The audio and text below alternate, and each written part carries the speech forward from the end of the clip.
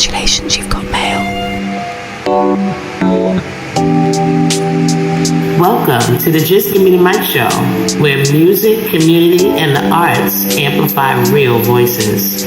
I'm your host, Debra CoCo, a lifelong music lover, educator, and advocate for the youth. Just Gimme the Mic TV highlights creativity, growth, and culture to inspire change through conversation. Here we share positive stories, powerful lessons, and voices from all walks of life, because every experience matters. Beyond music and art, it's about community, growth, and motivation.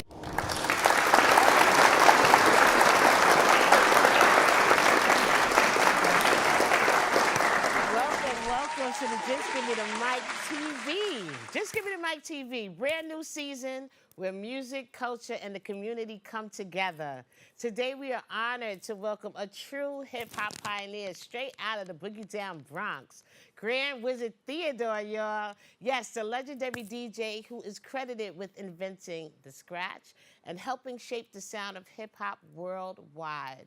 From park jams to the global stages, his influence is timeless. We're talking legacy, innovation, and the current state of music, y'all. He is recognized for being the inventor of one of the most important techniques in hip-hop history. He influenced major artists, including Public Enemy, right? That was one of the artists. And he is honored on the Bronx Walk of Fame. He has a street named after him, y'all. Come on.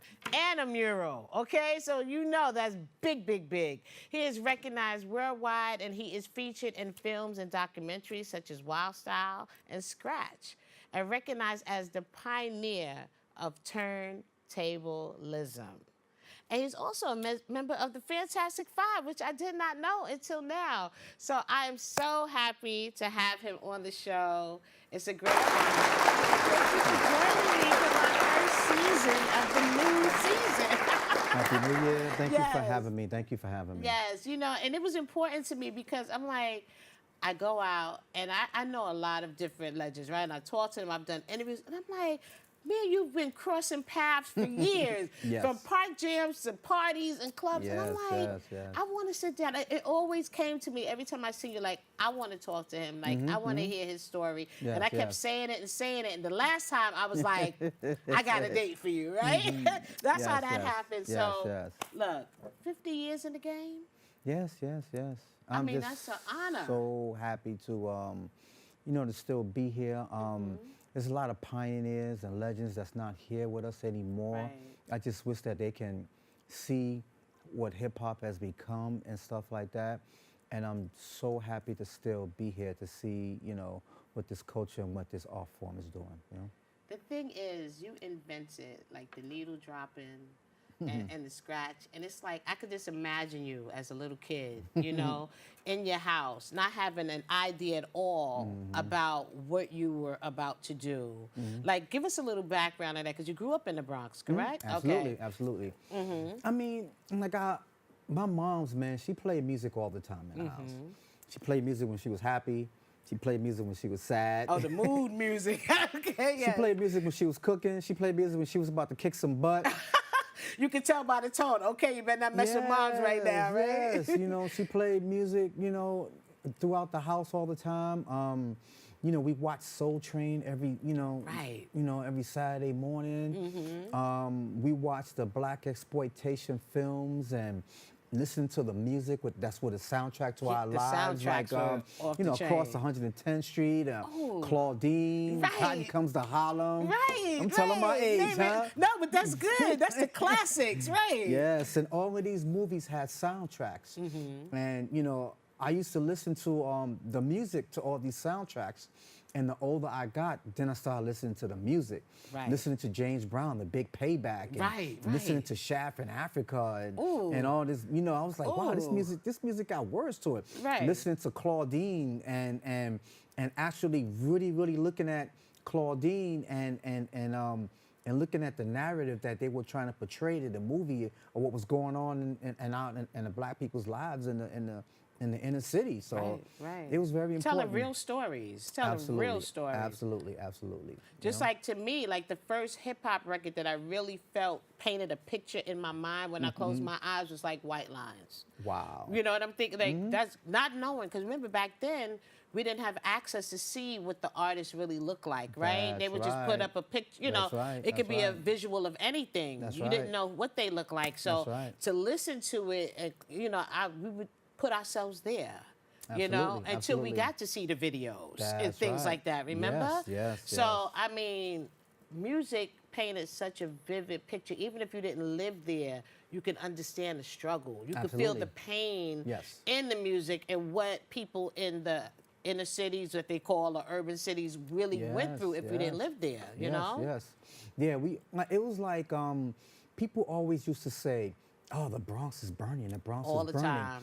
But they have to realize that the whole Bronx wasn't burning. Right. If you go up to the North Bronx, the North Bronx was not burning. If you go to a parts of like Bronx River and stuff like that, Soundview, it wasn't really burning.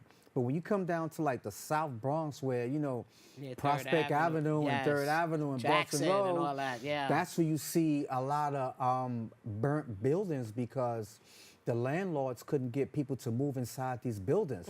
So what they started doing was they started burning them down. For insurance money, For the insurance money. Right. And so that's now y'all when know. you see, and that's when you started to see the Bronx was burning and stuff like that. And they kept showing pictures of the Bronx and the rubble and stuff like that. And, like the whole Bronx looked like that. And you're right, because I grew up in the North Bronx. It was nice, clean parks and everything. It was not like that.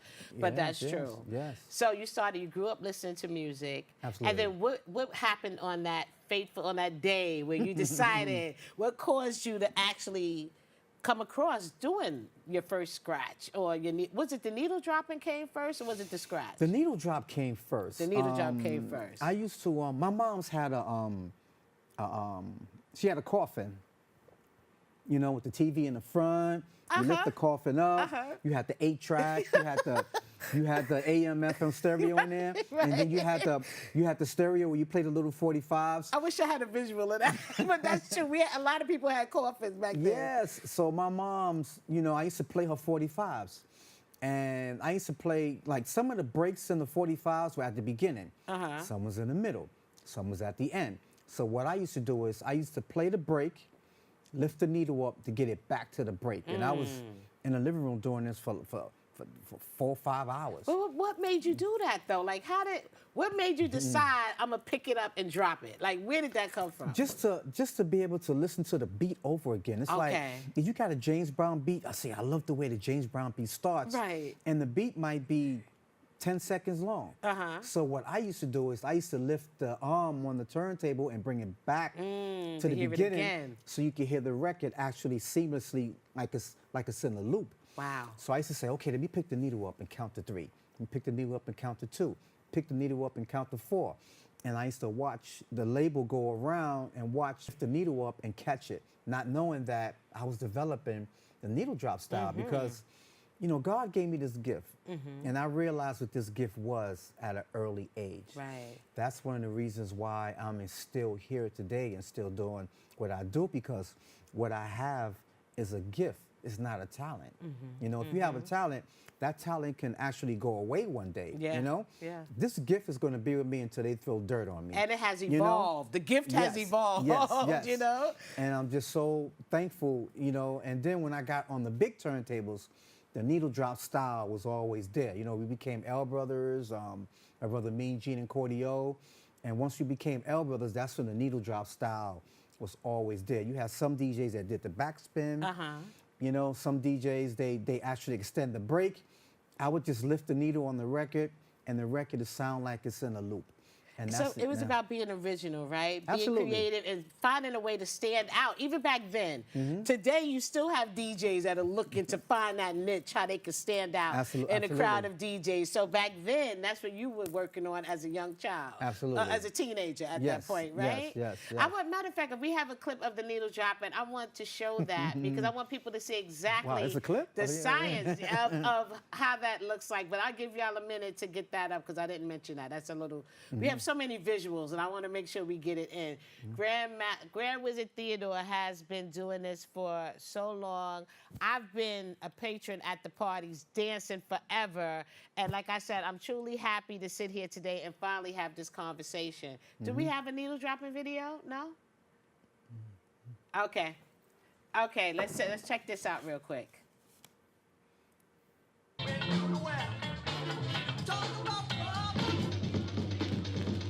1, 2, 1, 2. Not only is DJ Grand Wizard Theodore the creator of the scratch, but he's also the creator of a style called needle dropping. And that's what he's doing right now. When you lift the needle off the record and drop it back down on beat. Needle dropping, the creator.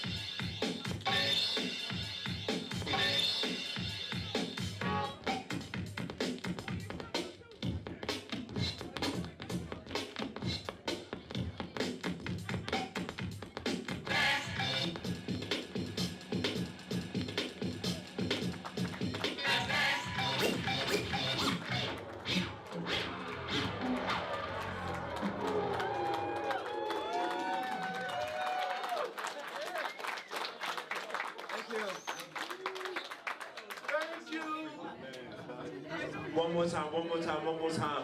DJ Grand Wizard Theodore.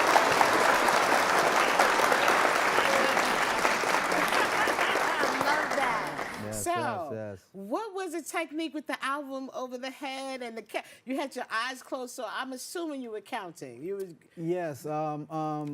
Back, I think back like in the '90s, my son was like, "Dad, why don't you like put a blindfold on, or put a record on top of the head?" I was like, "Wait a minute, you might be onto something." right. Another way to stand out. Yeah, and I used to, like, back in the '90s, like when you get on the airplane, they used to give you a mask to put on, so when you're sleeping on the airplane, you could put a mask on. So I actually took a mask home with me, and used the mask to do the needle drop, just to make it a little bit more exciting for the people in the crowd. And then I put the record on my head because my son suggested I put the record on my head. Okay.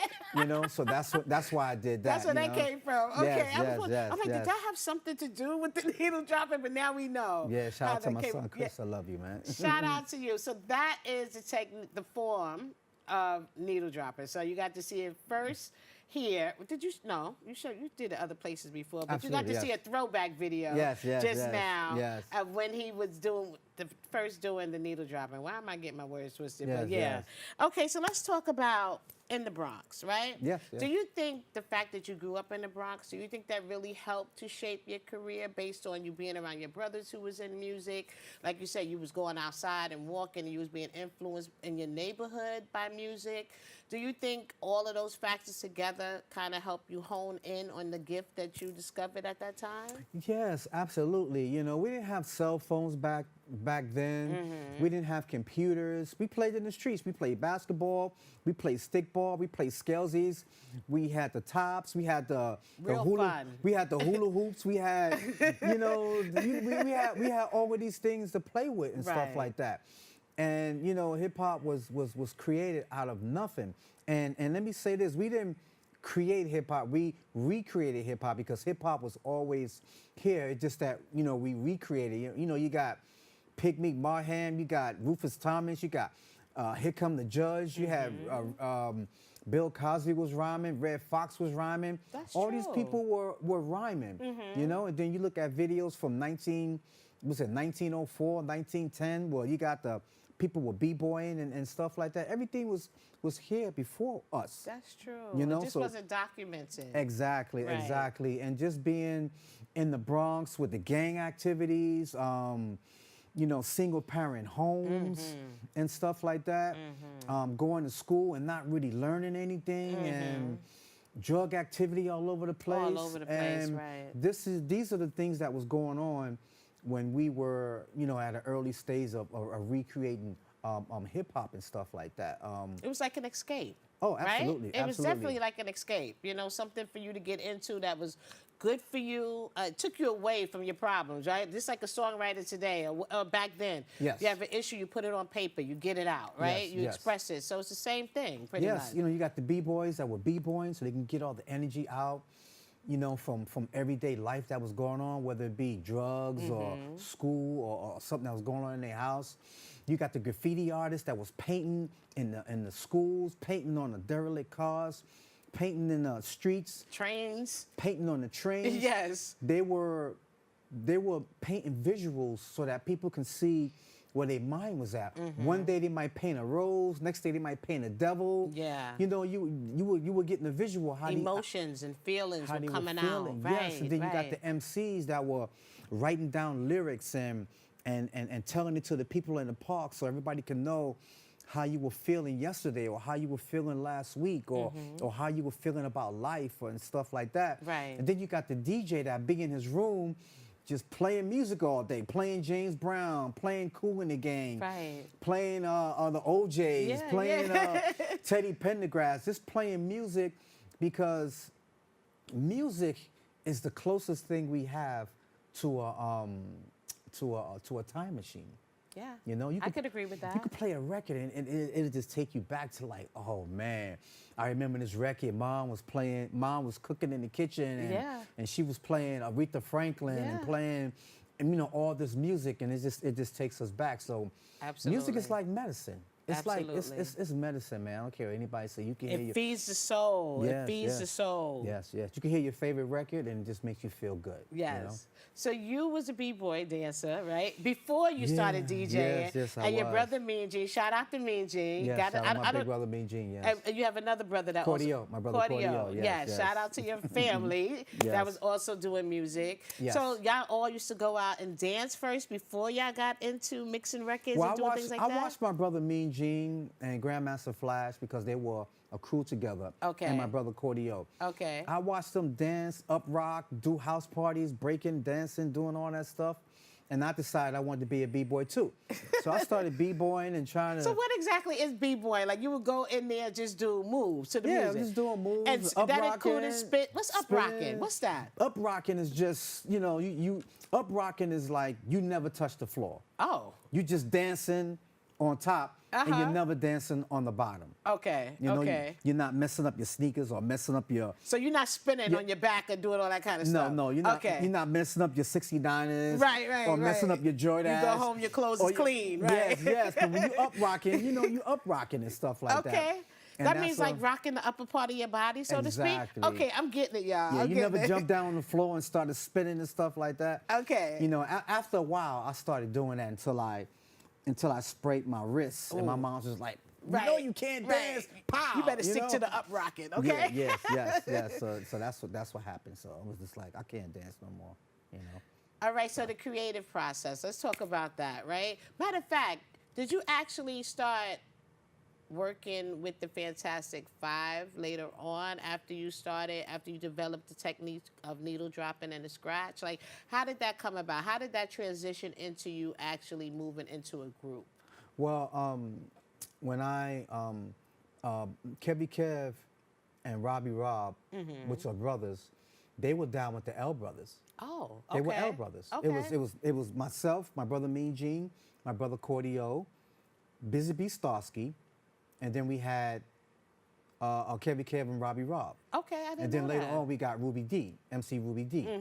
So, cause me and Kevy Kev Waterbear, we were in the 3rd grade together. Oh, wow. y'all So went to once he school. came to the park and seen the L Brothers, because the L Brothers, we were out like 2-3 years before we actually got MCs.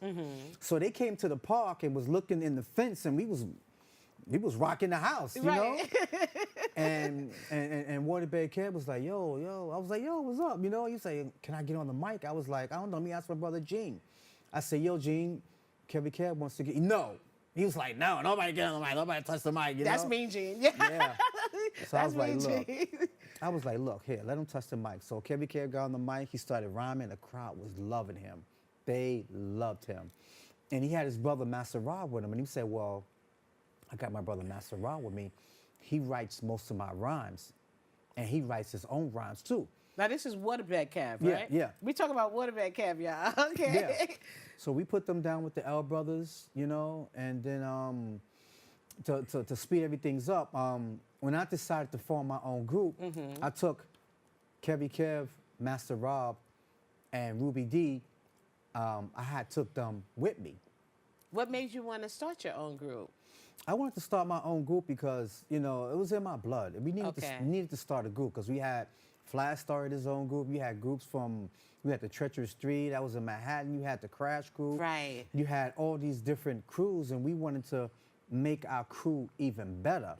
And that's when I started to form the Fantastic Five. Okay. So I had the Salt and Pepper MCs, which was Whip and Whip and Dada Rock. Right. They was down with Grandmaster Cass. They were? Yeah. And Tony Tone. So they decided that we wanted to get down with Theodore and them. So they approached me and was like, yo, Theodore, we want to get down with y'all. I was like, okay, let me talk to the other fellas. And I think y'all would be a great asset to the crew. So the crew was like, you know, let's try them out and stuff like that. And that's when we had put Dada Rock and Whip and Whip down with us. And that's when it became Fantastic Five. Grand was the Theodore and the Fantastic Five. Now let's talk about the names, right? Grand Wizard Theodore. All the names from back then were so grandiose, like wonderful. And I love it because that's how you stood out. That's another way, right? Yes. And it also highlights your skills and how you feel about yourself, right? Yes. So what made you come up with Grand Wizard for you? Well, Kevy Kev and Master Rob gave me the name Grand Wizard because they know that I did not want to be a grandmaster, and I didn't, you know, there was already a grandmaster, you know? I didn't want to be a grandmaster. I wanted to be something different. So when I was in the park playing music, I was mixing rock records with disco records. I was mixing Aerosmith with Aretha Franklin. I was mixing Cheryl Lynn with The Emotions. Okay. I was mixing different records together. And it was like, wow, the way you mixing the records together, it's like magical. It's like a grand wizard. Grand wizard, you know? And that's when the name stuck, so man. Cute. That's when the name stuck. And I was like, yeah, I'm gonna be a grand wizard. Because I didn't want to be a grandmaster. I said, I'm gonna be a grand wizard. And that's when it stuck. Grand Wizard Theodore. It was Grand Wizard with one Z. With one Z. So at some point you added the second Z. Yeah, when I did the Scratch movie and I started traveling, getting on the airplane, traveling around the world, I said, I got to add another Z. Okay. Hip-hop has taken you everywhere, globally. Yes. Like, I mean, you've done some things that you probably never dreamed. Yes. Like, while we was off camera, you talked about going to London for months, and, like, that wasn't even your first time going there. Like, you've been, it's amazing the stories that I hear when I interview people that DJ, you know? Yeah. It's like, you know, people always look at the MC, thinking the MC is the one. No, the DJs have really gone far. And absolutely. like you just said too, off camera, how you traveling, you're booking, you're on flights, you're teaching as well as DJing. Like it has really expanded for you. I've seen a couple of interviews online with you doing, you know, conferences, like talking to people in school and things like that. So, I mean, how do you feel about this recognition though? It got to be wonderful because years later, people are still like booking you. They want you to come out. They want to hear your story. They want you to share your techniques and your knowledge, you know? I feel, like I said earlier, I feel so thankful. When I get up in the morning, say my prayer. If I go to bed at night, I say my prayer. I thank God every time I touch the turntables. I thank God for giving me this gift, you know? And now I'm able to, you know, share this gift with the world. I'm able to go out and teach people about, you know, the origins of the DJ and stuff like that, you know? Because if it wasn't for the DJ, you know, hip-hop wouldn't be what it is today if it wasn't for the DJ, Of you know? Of course. I mean, we brought the equipment out, you know, we hooked it up to the pole, The DJ owned the turntables, the microphone, the equipment, everything. Everything. You know, the speakers, everything. All the MC had to do was the come mics out, grab the mic, and get on the mic and do Right. whatever he had to do and stuff like that. So I'm just so happy to be able to go from city to city, state to state, all the different countries and stuff like that, just to explain to people, you know, what hip hop was and what it is today and what it should be tomorrow and stuff like that. And I just thank God every day that I'm able to travel and do this, you know. And then to help start something, you know, be a part of the origins and just to see it years later, how it's progressed and how so many people have become involved and they joined in and brought their own creativeness to the process and took a little bit from here, a little bit from here. You know, just like, you know, we all do that. I mean, like you said, you was around DJ, so of course in your beginnings while you're watching and learning, and then you take that and you put your spin on it. You customize it to how you want it, you know, and that's how we all grow. So let me ask you a question. Just what was you thinking when you first heard the sound? I know you mentioned something about you wanted to get back to that break beat, but once you realized you was onto something, once you realized you did your first party, and you actually did the scratching or you did the needle drop and you got the response, like, because we can all have our own vision in our minds and in our head, but for when others to receive it is a whole nother thing. So what was that like your very first party where everybody's like, oh, going crazy for you? You like, how do you feel? Like, I don't know. How about Well, the first time I did the scratch, you know, the L Brothers did a block party, because in the summertime, that's the time for all the DJs in the city to go out, do block parties, make your mixtapes so that people in the city can see what you can do and see what kind of equipment you have and just was it like battle of the equipment? Yourself. Was it like battle of the equipment? It was battle of the everything. sound? Battle of the outfits, right? Because your outfits were something different now. The outfits with the leather outfit. Some of them album covers, I was like, okay, I had to really. Yes. And it was like, when I first did the scratch inside the park, everybody was like, wait a minute, electrified. Like, it's like listening to your favorite record, but I was actually scratching. I was needle dropping. Let's Dance to the Drummer's Beat. I was needle dropping Apache, and everybody was still able to clap your hands, snap your fingers, and stomp your feet, and still be able to dance to the beat. It was just something different, you know. Right. My DJ style was one of the things that made the L Brothers so popular so fast back in the days. Okay. You know, because of my DJ style and the gift that God gave me and stuff like that. And then we had Kevy Kev, we had Master Rob, and we had Busy B, we had Ruby D and stuff like that on the microphone. Right there, right. And I was able to play the music seamlessly so that the MC can spit his lyrics and not have to worry about stopping or the record skipping and stuff like that. I was doing everything seamlessly, you know? So I was just very happy to be able to do that. Yes. I mean, that would be that is monumental. Like, y'all saw the street sign, you saw the mural. Like, you know, that comes from a great hard work, you know, and doing what you love. That's even better. I want to go to another clip right now. Let's check out something from Rock and Soul. Shout out to Rock and Soul. Rock and Soul. Let's catch a little clip, and we're going to come back with a little mic check, y'all. Y'all going to check out this new segment right here. Yes. I got papers today.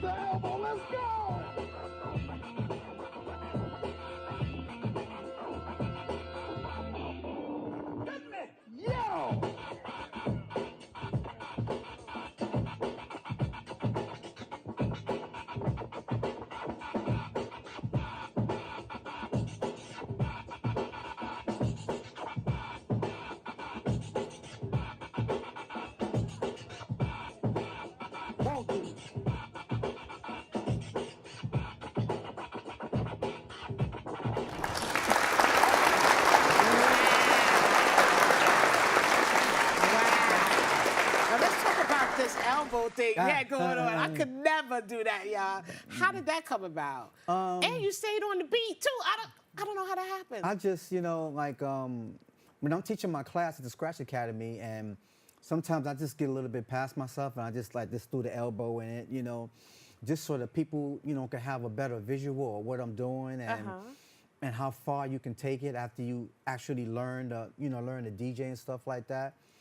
It's just the sky's the limit. Just keep going with it. And I was just happy to be able to just do the elbow and stuff like that, you know.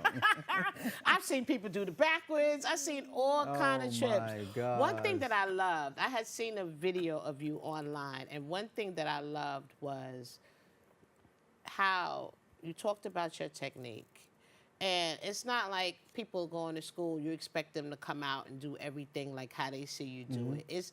It's the fact of not knowing where the people around you are going to go with it, right? People that are interested in being DJs, it's exciting to see where they're going to take it with their level of creativity. What's going to be their spin on what they learned from you.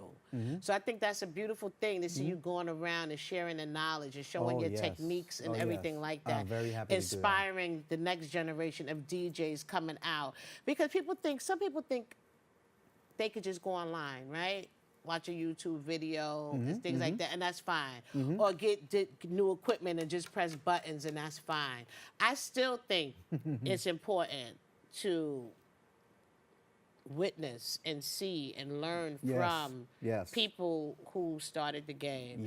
Like if I wanted to do interviewing right now today, I would go back. I wouldn't just go to school for it, but I would study and learn from those who've actually done this path already, right? Absolutely. So I love to see that from you and to hear that you're still doing that today. I think that's great. I feel great. I feel great just to see the look on the students' faces. Like, I mean, they look at TV and they see the DJ sometimes and stuff like that.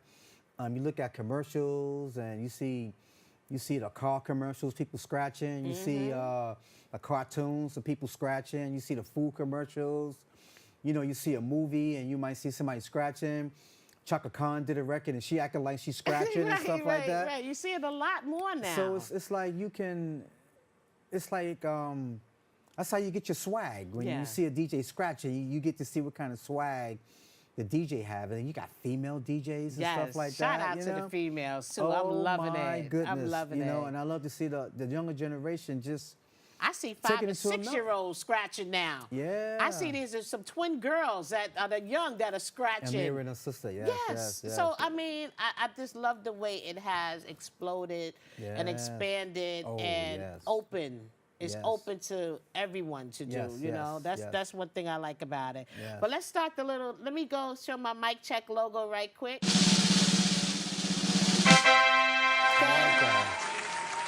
Okay. So this segment is going to be mic check on legacy and recognition, okay? So what's a sound that instantly takes you back to the Bronx? The trains. The trains? Yeah, hearing the train, like. Right. You ain't lying. I grew up under the #1 train. But when it comes to music, what's the sound that you think that if you hear this, and no matter where you at, you know that came from the Bronx? When I hear salsa. Because salsa is from the Bronx. That is true. Salsa was, if you don't know. That is true. You need to know. Salsa was basically created in the Bronx. And when you walk through the streets and you hear salsa, it's like, hey, I'm home. Yes. I'm home. You're right. I am home. Yes, you get it. You definitely get it for that one. Okay. I am home. So what's something people assume about DJs that's completely wrong? One of the things that people assume about DJs that's completely wrong is that we're arrogant. We're not arrogant. Some are, though. We're not arrogant, no. Okay, no. okay, I'll give you for that. I'll give you that one, that's true. What's harder, creating something new or protecting what you created? Ooh, oh my goodness. Which is harder? Creating something new. Yeah? Absolutely, because, you know, when people, something that's already created is created. People already know what it is. And one of the things that I did when I created the Scratch I Needed You, I want to be different from everybody else. So once I created something different for everybody else, it was like, it took me time to do it. It took me time to nourish it. And once I created it, it was like all the hard work. I was like, thank you. It worked. Okay, You know? that's good. That's good. It worked. Okay, is there a sound that you're still chasing? Is there a sound that I'm still chasing? Yes, it is. What's Yes, it that? is. The sound that I'm still chasing is a sound that is appealing to the young ear, to the teenage ear, and to the older ear.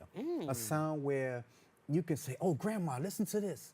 And grandma would be like, okay, cool. And then you would be your little brother, your little sister, hey, listen to this. And they listen to it and be like, okay, that's cool. You know, the moms, you know, it's like being a mother and a father, you're not listening to the same sound that your kids are listening to. And you want to be able to hone in on, no matter how old you are, no matter what background you're from, no matter what language you speak, I want that one sound to be able to be universal to everybody in the world. Good answer. I like that. I like that. What makes a DJ performance unforgettable? Is it the technique or is it the feeling? It's definitely the feeling. Okay. Because you can go into a room and do something and the whole crowd would be like, oh, ooh, you know? Like, wow, like, what did he just do? And that's one of the feelings that I love so much. Like the DJ contest is, a DJ can do something, the crowd would be like, ooh. And then you have another DJ that come up there and do something, and what he did was like really incredible. And I would be like, well, the guy that did the crowd response is more better than the guy that did the incredible technique, because he electrified the crowd. Okay. He actually was able to control everybody's emotions, and that's very important. That is true. That is true. Okay. Okay, we finished with the mic check part, because that was just like 5 little quick questions. Okay. What does real DJ skills mean to you today in 2026?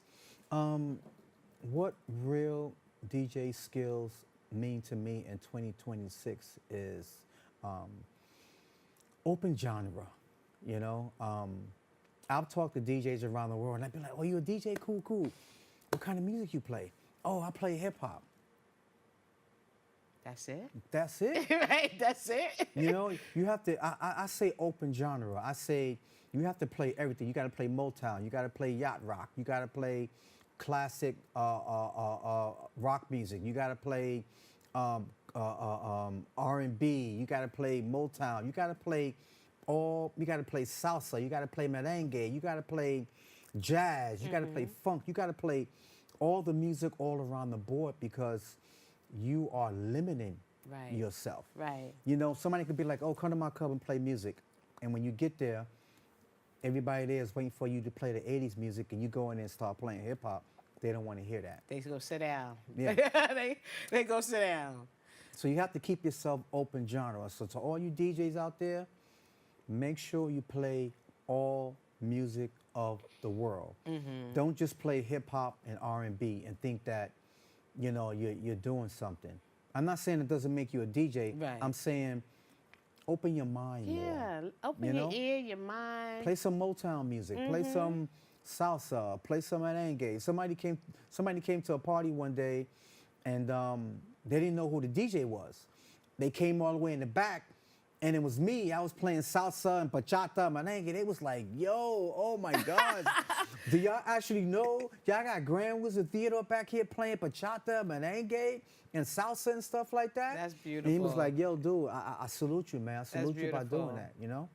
And I think when I do my interviews and I listen to a lot of DJs and they talk about, it's always, a lot of times it's the reference to your home, right? Growing up, listen to your parents, what your parents were playing. Yes. And I just think now this generation is coming out, I could be wrong, but I notice they may not have that range like we had, you know, like their range might be R. Kelly, you know, or, you know, very close. It might be Jaheim or whatever. Right. But they could even, don't be afraid to go even further back than that, because they sample music from the artists before them. That's like, go try to go to the original track sometime. That's and like right. you say, try other genres of music. When I go to parties now, when they have younger DJs, it is like trends. They look for the trendy music, and they lock themselves in that box of playing all the hottest tracks that they think.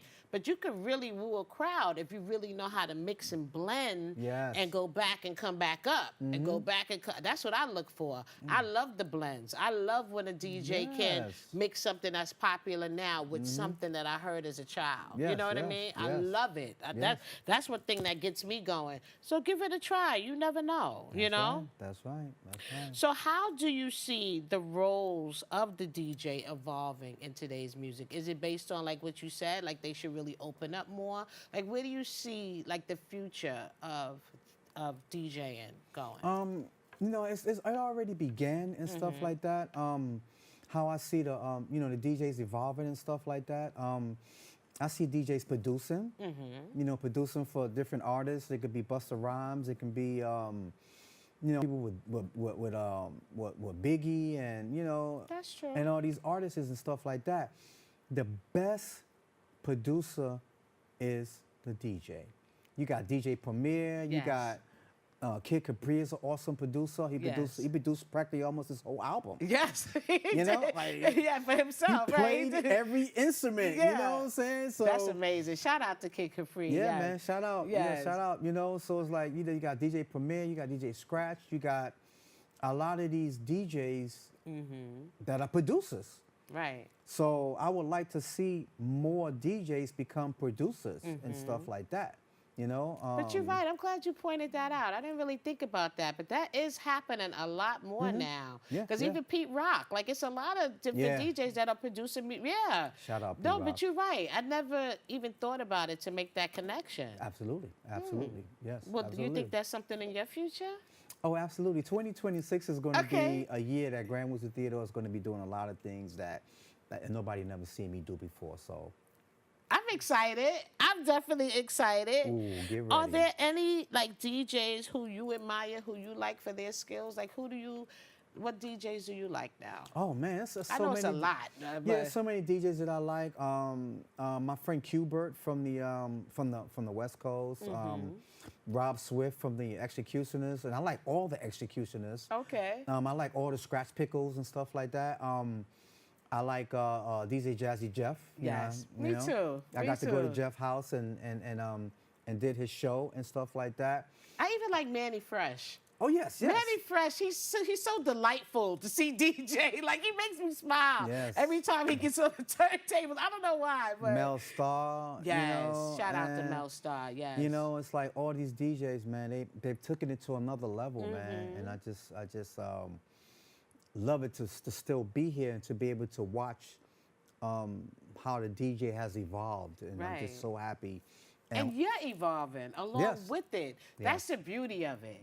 Like how many times, how many ways have you changed since you started? Like this path of being a DJ has really opened you up, not just publicly, but internally, your own personal growth with it, right? It's something that's always changing and evolving. Yes, before I used to, the average DJ had to reinvent himself. Like me, like in the 90s, I found myself having to reinvent myself like every year or every 2 years. Now, so you would like incorporate, so reinventing yourself mean that you would incorporate new things, new styles? Exactly. Okay. Now it's like springtime, reinvent yourself. Summertime, reinvent yourself. Every 6 months. Wintertime, reinvent it. Autumn, reinvent yourself. So you gotta keep reinventing myself. I have to keep being around these younger DJs and stuff like that, so I can learn from them and they can learn from me and stuff like that. Because as a DJ, you got to continue to learn. You can't just say, well, I can't say, well, I've been DJing for like 50 years. I don't need anybody to teach me how to do anything. I can't really say that, you know, because I'm still evolving, I listening love to all that. these young DJs. I'm learning from them, and they learning from me when they see me perform. So we're learning from each other, and we are actually growing together. I love that. That's really great. So are you currently working on projects or anything right now?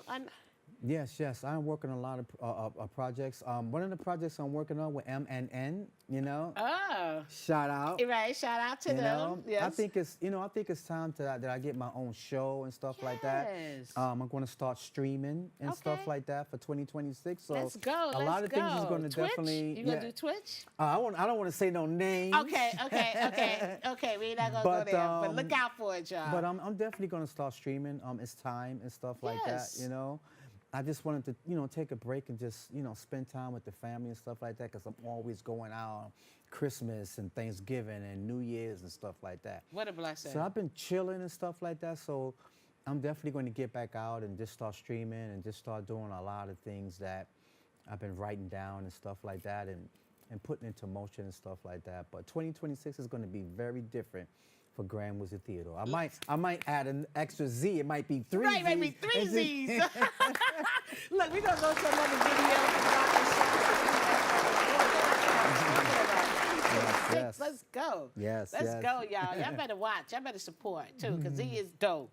Y'all see the clips. Watch. Here's one more for you.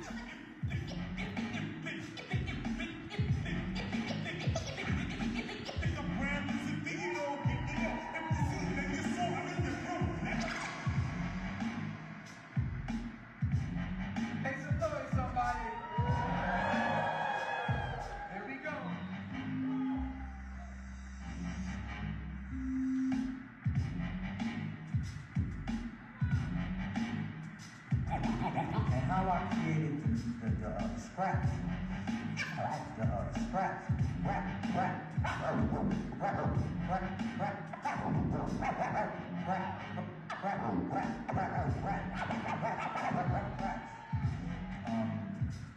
My principal playing music in the loudspeakers,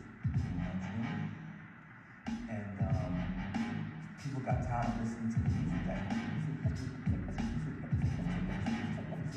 playing in the room.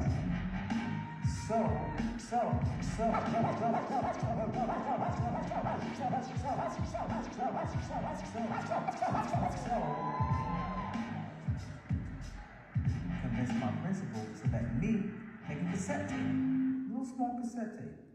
Each side is 45 minutes. So he said, okay, yes, make the cassette tape, I'll listen to it, and you see what happens. So I went home, took my big boy, big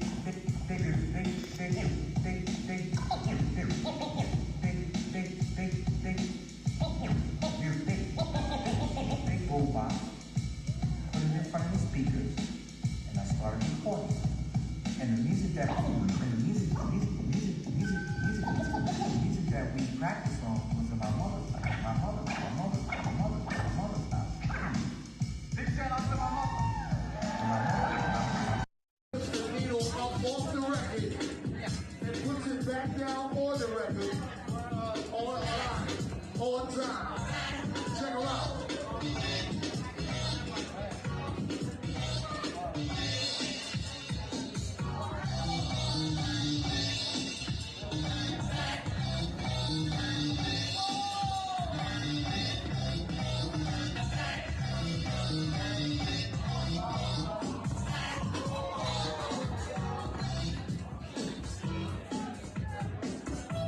They don't call us wizards for nothing.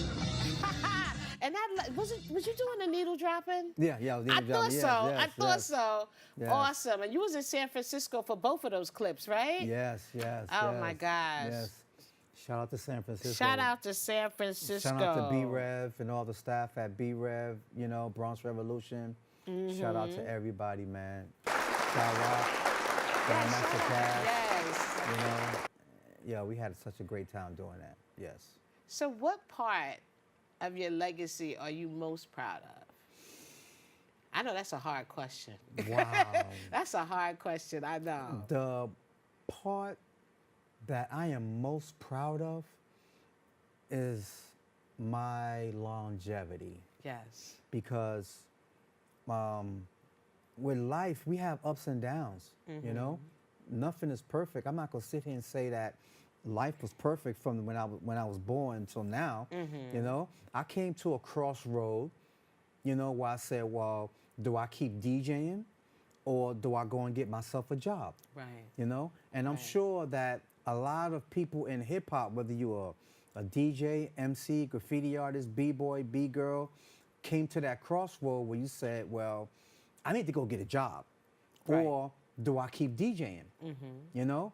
And I decided to just keep going as a DJ. You know, I had my ups and downs and stuff like that. And to be able to have this longevity, I think that's what one of the things I am most proud of, because I've been through so much.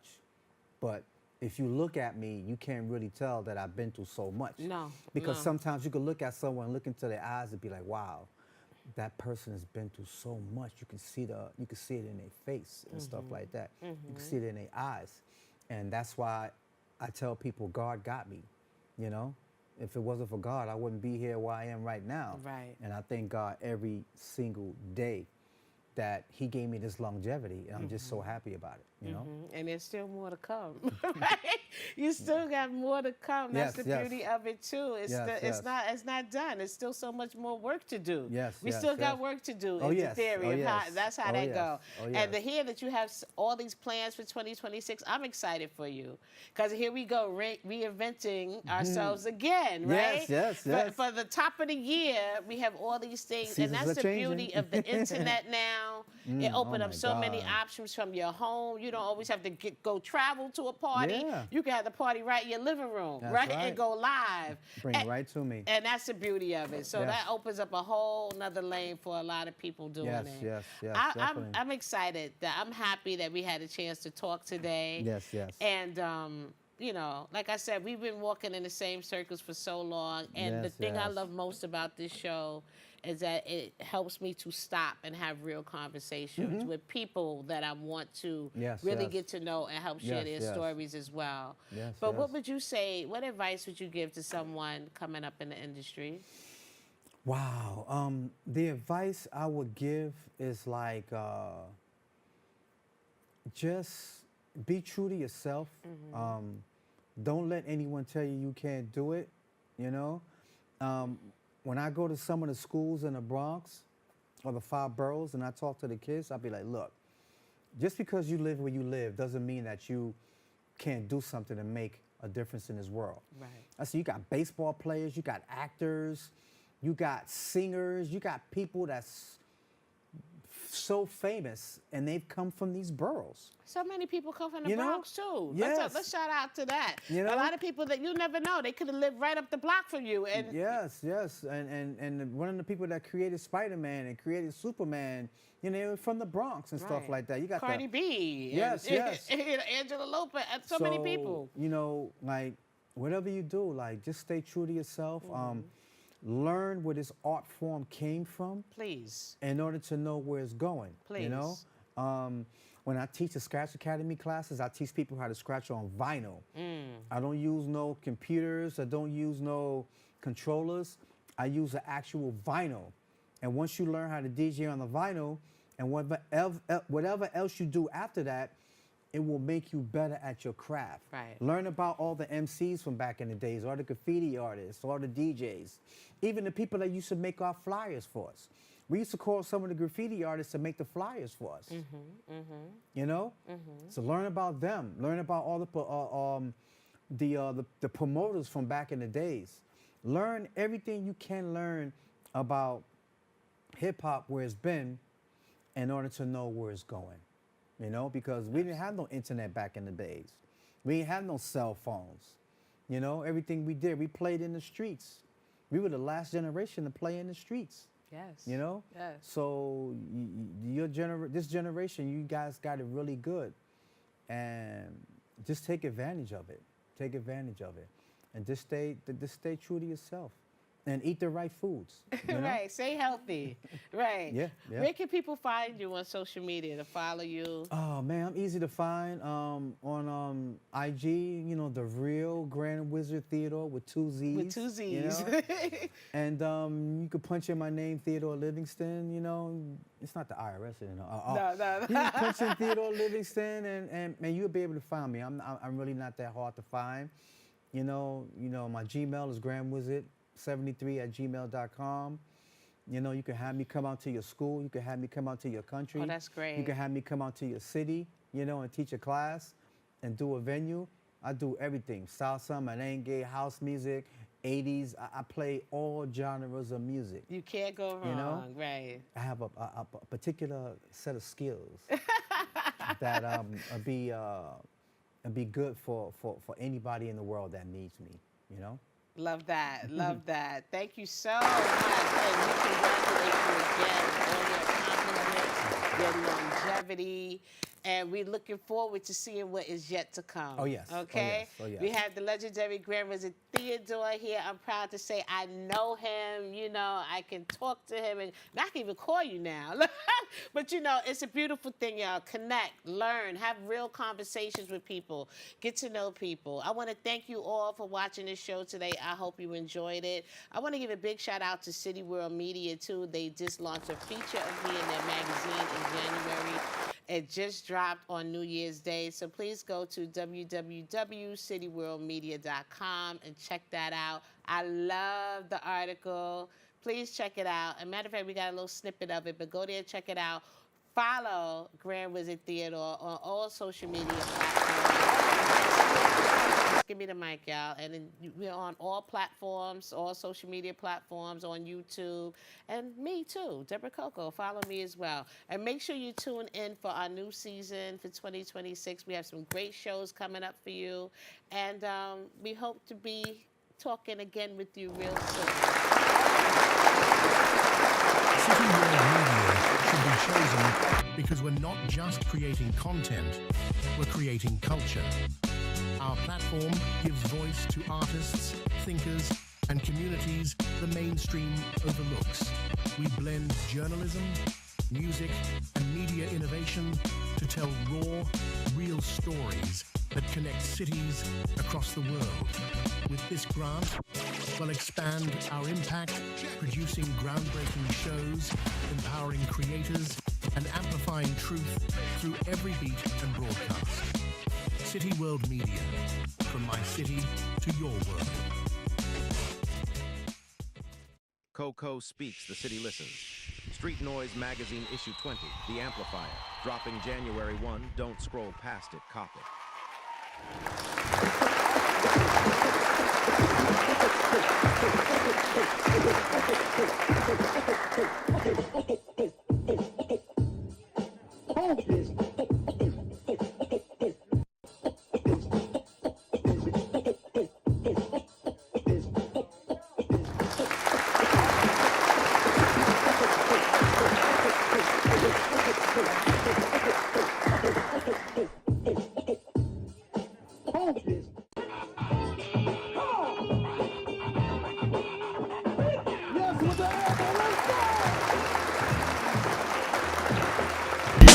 Follow the show, Just Give Me the Mic, on all social media platforms, as well as myself, Debra CoCo. Thank you for tuning in. And until next time, keep the message positive, keep the conversations going, and of course, just give me the mic.